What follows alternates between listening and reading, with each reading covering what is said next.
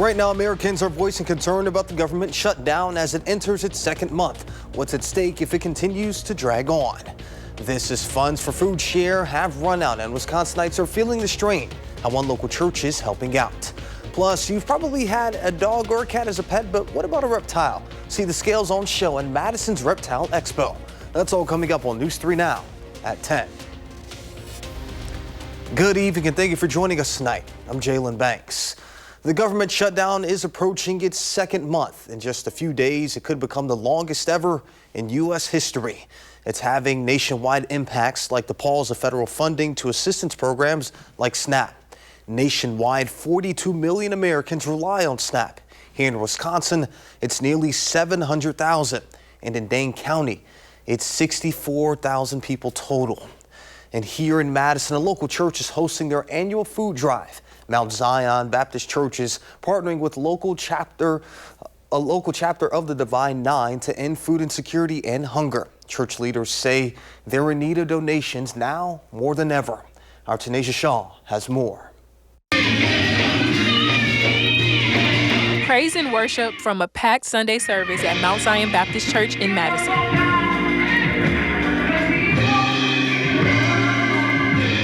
A message about giving at a Christian church is common, but on Sunday, Pastor Marcus Allen focused on making sure his congregation is helping those who are a part of the food share program. My mother was just saying she don't know how she's going to make it through this month and then also next month, looking at that too.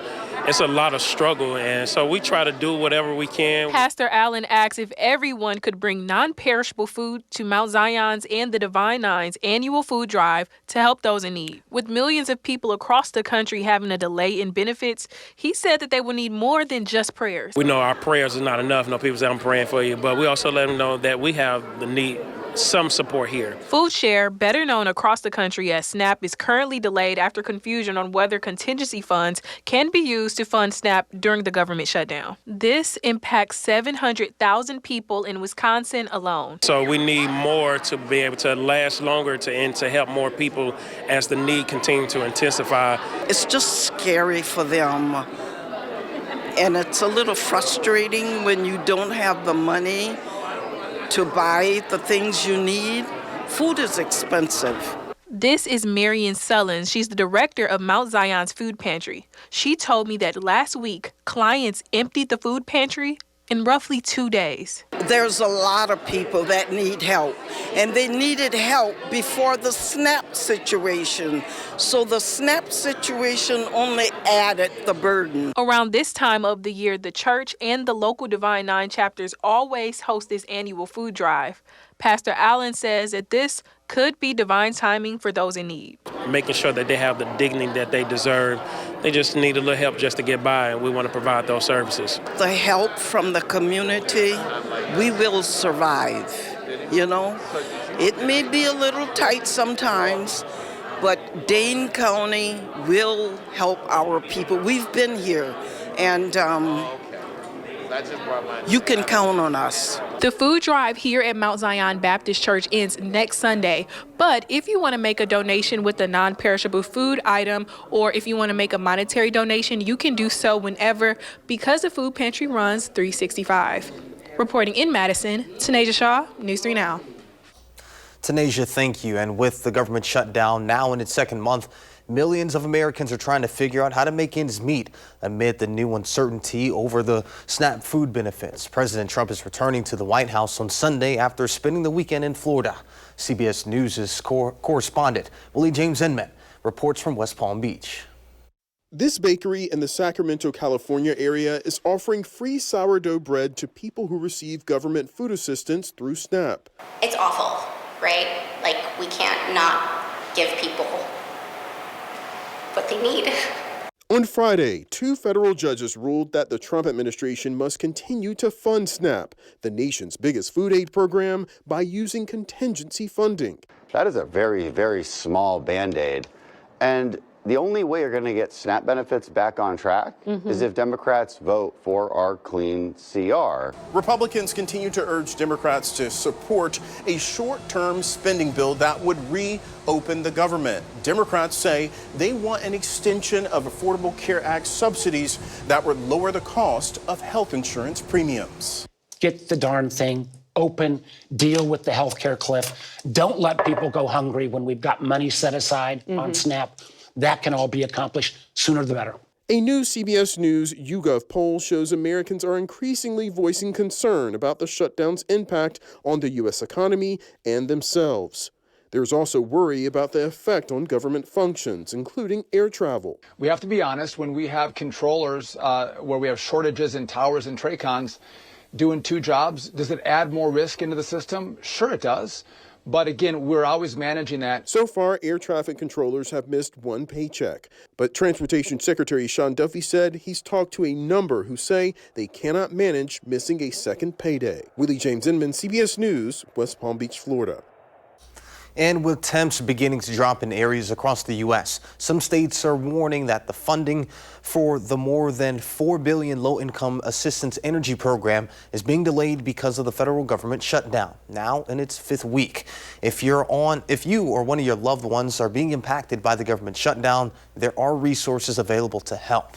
If you usually receive food share benefits, any funds remaining from October are still on your Quest card. Experts say you should try using that money for shelf-stable food, frozen meats, and things that you can buy in bulk. If that's not enough and you need to find resources in your area, please call 211. That number will direct you to food assistance near you. And locally, Ollie's Madison is offering a pay-what-you-can service Tuesday through Thursday on select items for people who are losing out on benefits. Some nationwide chains like Taco John's are also offering cheap or free meals to help out. Now let's go ahead and get a look at your first one forecast with meteorologist Blaze Keller. Blaze. And we got that rain that we were expecting to move through tonight starting to cut its way through parts of central and southern Wisconsin. We'll take it in from the southwest and move our way back north and eastward. Not seeing a whole lot of rain out there in parts of Vernon County, south into Crawford, as well as Richland County. Maybe a shower or two with a few raindrops reaching the ground around Boscobel into the area just south of Richland Center, right around Muscadet and Avoca into Buena Vista. Further to the north in Monroe, La Crosse, Juneau, and Adams County, we're at least seeing these darker greens and these yellows indicating possibly more of that rain reaching the surface. And we haven't really quite seen a whole lot of rain elsewhere, at least across our coverage area. So let's take it into Grand Marsh, one of our mesonet sites, and see what they are reporting. This is updated every 5 minutes. We're just looking at cloudy conditions there in Adams County. So maybe that rain isn't quite reaching the surface yet. This is probably why our dew points are not very high, so it's still pretty dry out there. And so that leads me to believe that a lot of us probably won't see a whole lot of rain tonight unless you're further north and east. Tomorrow, plenty of sunshine, breezy, but we're back into the upper 50s to low 60s. How long the warmth sticks around for in the full forecast. All right, sounds good, Blaze. We'll see you then. The Pack are back in Lambeau this weekend after a pretty meaningful win against Aaron Rodgers and the Pittsburgh Steelers last week. Our Andrew Banster was up in Titletown and breaks down what happened against the Carolina Panthers. Yeah, Jalen, if you don't take into account the weather, it seemed like today was going to be a great day in Green Bay. Packers hosting the Panthers, a team that have struggled this season. But after watching a quarter of this one, you just knew that wasn't going to be the story. Rico Dowdle continues to wreak havoc on the Packers and sets up his team for a game-winning field goal. Ryan Fitzgerald does Green Bay in, and the Panthers stun the Packers 16-13. Certainly a very disappointing day for the Packers, and coming up in sports, we'll tell you why it was even a little bit more disappointing for the Packers quarterback. For now at Lambeau Field, Andrew Banstra, News 3 Sports. All right, thank you, Andrew. We'll see you then. On Tuesday, Janesville will be hosting a community conversation on data centers at the Woodman Sports and Convention Center. Residents are invited to attend, ask questions, and participate in constructive dialogue about possibly redeveloping the GM properties. After the city took over the property, data center developers have been approaching the city with possible plans, so the city is now involved in a fact-finding exercise to learn more. The meeting will be from 5:30 to 7 on Tuesday with WCLO's Tom Bremmel and City Manager Kevin Lehner leading the discussion. Reptiles as pets. It's a question that has gotten more thought these days as the growth of snakes, frogs, and lizards in households expands. Our Nash Dara was there to check out the Madison Reptile Expo this morning and shows us what all was there. Today in Madison, I had the chance to check out the scaled-up Reptile Expo with the opportunity to take a look at thousands of fascinating creatures all in one building. The event not only displayed some of the unique and wild reptiles in the area, but it also was an event to check out artwork, enclosures, and more. There's minimal stress on the animals. They have a good time. They get socialized. It's important for the babies, so they're not afraid. So when someone does buy something from us, they have a well-socialized animal. It's an easy transition into their home. From what I found out at the expo today is the most important goal of the vendors is to educate and interact with people on some of the more unknown and uncommon reptiles and pets. Truly the interactions is what it's all about. Being able to hear how we're changing people's lives, we're adding a new companion to the family, giving people first experiences they've never done and putting smiles on people's faces. It's something to be proud of and we don't take it lightly. We really appreciate it and we honor it. The people have really gotten more educated. It used to be the only good snake was a dead snake, but now people have realized that snakes actually do have a benefit. Speaking of snakes, although I saw a lot of them today, there was one that stood out above the rest. So this is Toast. He is a 13-foot Burmese python. He weighs about 50 pounds, give or take. He's 11 years old. He's a big baby. He's one of our biggest ambassadors we have. I can literally set him on the floor and kids can come up and play with him. He won't hurt anybody. It is safe to say the Madison Marriott West Convention Center was packed for good reason this afternoon. Well, I have gotten to the point now where I am holding a snake, so I think it's time I wrap up here in Madison. Nash Dara, News 3 Now. All right, Nash, thank you. Now, I think I would have said no to holding the snake, but love to stand up, my friend. Coming up next on News 3 Now at 10, Blaze is back with a full check of your first one forecast. Plus, we are just a couple of days from some pivotal elections across the country. We take a look at those races.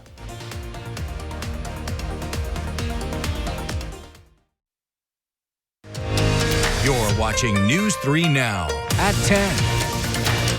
Thank you for staying with us. Tuesday is Election Day. Races in Virginia, New Jersey, and California will be early tests of how voters are feeling about President Trump and Democrats as they fight his agenda. CBS's Ed O'Keefe is following all the races, including the mayoral race in New York City. In New York, the cost of living and public safety are the main focus in a three-way race pitting Democrat Zohran Mamdani against the former New York Governor Andrew Cuomo, who's running as an independent, and Republican Curtis Sliwa. Mamdani's relying on an army of volunteers who spent today trying to knock on a record 200,000 doors. Polls show him with the advantage. 2 states are electing new governors on Tuesday. In Virginia, Democrat Abigail Spanberger faces Republican Winsome Earl Sears. The Commonwealth is home to hundreds of thousands of federal employees opposed to the president's so-called DOGE cuts. Polls show Spanberger with the lead. In New Jersey, Republicans think they might be able to pull off a surprise victory. Republican Jack Ciattarelli faces Democratic Congresswoman Mikey Sherrill. She's raising concerns about the president's economic policies, while he hopes a mostly Democratic state will elect a Republican. Everything coming from Donald Trump in Washington has had the effect of raising costs. So whether it's the tariff plan, putting small businesses out of business, raising costs on everyone, freezing hiring in large businesses, or the one big beautiful bill, which is driving up utility costs, and now we are staring down the barrel at 175% increase in premiums for health care. I understand the narrative around the national implications of these races in New Jersey and Virginia, but quite frankly, there's only one implication I'm worried about, and that's the future of New Jersey. Communities like this, they don't blame it on the president. They know it's the governor and the Democratic legislature that are responsible.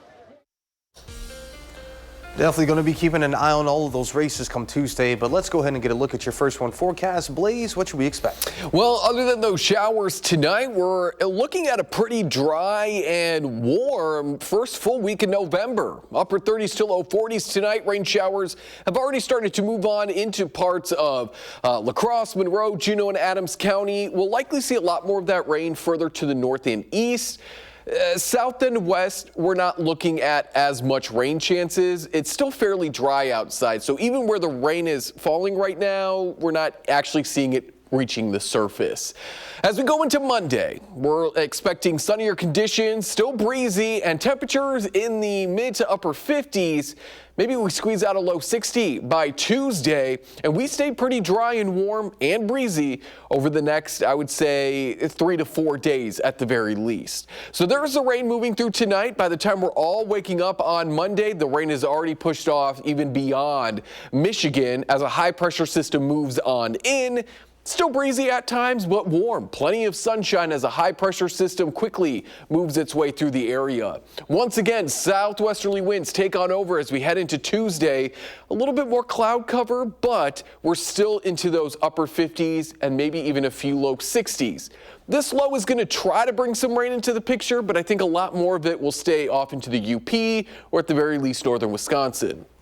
Following that, another high pressure system moves on in. Still warm, but now our winds are turning out of the northwest, so we will start to cool on down as we head into the second half of next week. Likely, though, not until Thursday night into Friday. That's when a pretty strong cold front may move through the area, bringing us another chance for more widespread rain. But again, much like tonight, it is going to be on the lighter side. Not a whole lot of heavy rain, unfortunately, in that forecast, and we really do need it because it has been a dry September. It was a dry October, and we certainly don't want these dry conditions to continue into November. In terms of temperatures, as we're beginning to plan out the work week, upper 50s to low 60s. Monday, Tuesday, Wednesday, starting to cool off just a little bit there Thursday and Friday. But that cold front Thursday night into Friday doesn't bring down that cooler air until Saturday and Sunday of next weekend. That's when high temperatures may only climb into the upper 30s to low 40s. That's still a ways away. We'll keep an eye on it, but our long-range models are continuing to kind of pick up on that trend of at least cooling down into, say, next weekend, or at least the end of it. So there's a look at that 7-day forecast. Again, pretty quiet. Enjoy the warmth if you're not a fan of the cooler temperatures, the 40s, and then obviously the 30s by the end of next weekend. Not a whole lot to talk about, Jalen. Again, I really wish we could just get some heavy rain here. Got to get that ground back. It's bad. That bad? Oh. Yeah, we've got about 0.5% of the state underneath severe drought conditions, Lafayette and Greene counties. I mean, we didn't even get an inch and a half of rain in October. Wow. We had only 2.55 inches to be precise in the Madison area from September through the end of October. So 2 months of rain, we only got 2.5 inches of rain. And Jalen, in one day in June, we had nearly all of that fall in one day. So that just shows you how dry we've been. So we could really use some rain. All right, fingers crossed, Blaze. Thank you. And coming up in sports, Andrew joins us once again breaking down the game up in Lambeau against the Carolina Panthers.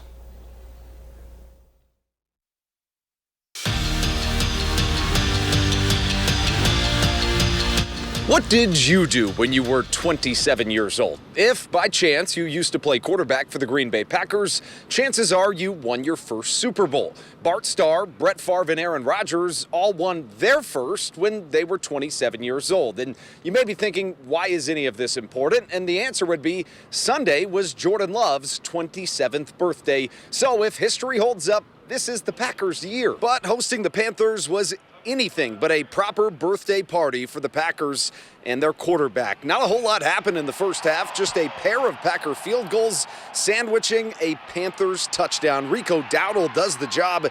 Carolina takes a 1-point lead into the half. And it must have been the daylight savings because the Packers slept through the second half too. In the third quarter, another Rico Dowdle touchdown, make it 13-6. We'd have to wait for the final 3 minutes of regulation for the Packers to put on their party hats for Jordan. And finally, his buddy Josh Jacobs starts the celebration, scoring to tie things at 13 apiece. And just when you were thinking overtime, it was more Rico Dowdle. If you didn't know him before, you do now. He rips a run that sets up a game winner. Carolina's kicker, Ryan Fitzgerald, gets it through the uprights as time expires, putting the icing on the worst birthday cake Jordan Love has ever tasted. The Packers lose a stunner, 16-13. It's tough. It's a tough pill to swallow.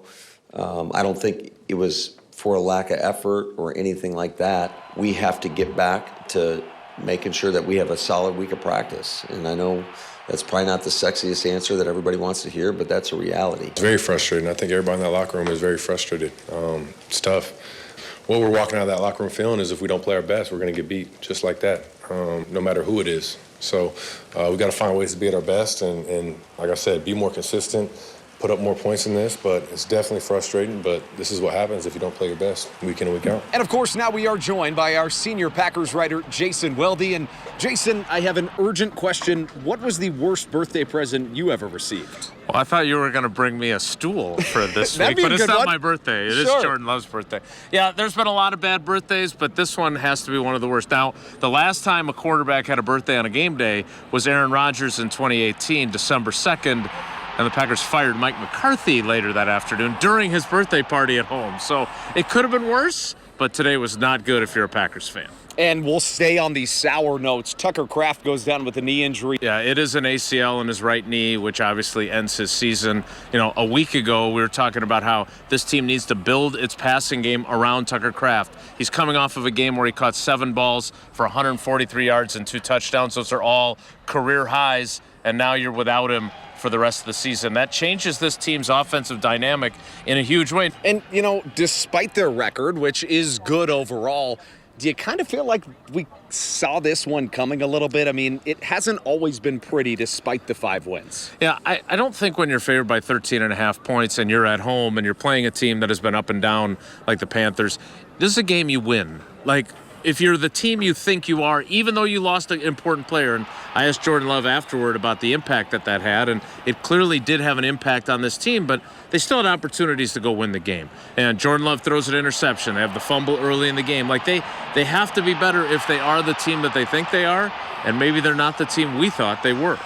And likely we will see a different-looking Packers team next Monday when they host the reigning Super Bowl champions, like Jason said, and Jair Alexander will be in the building. Who knows if he'll play? Maybe he'll appoint himself a captain. Sure. Which is always fun a couple of years ago. We could certainly see that. And what team did he do that against?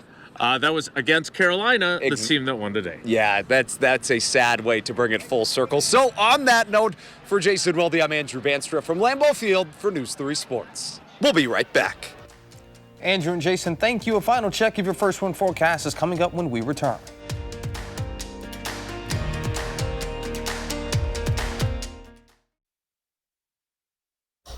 All right, Blaze, it's that time of the year where we pretty much can't leave the house without a jacket. Yeah. What should we expect as we head into the work week? Probably going to need that jacket tomorrow.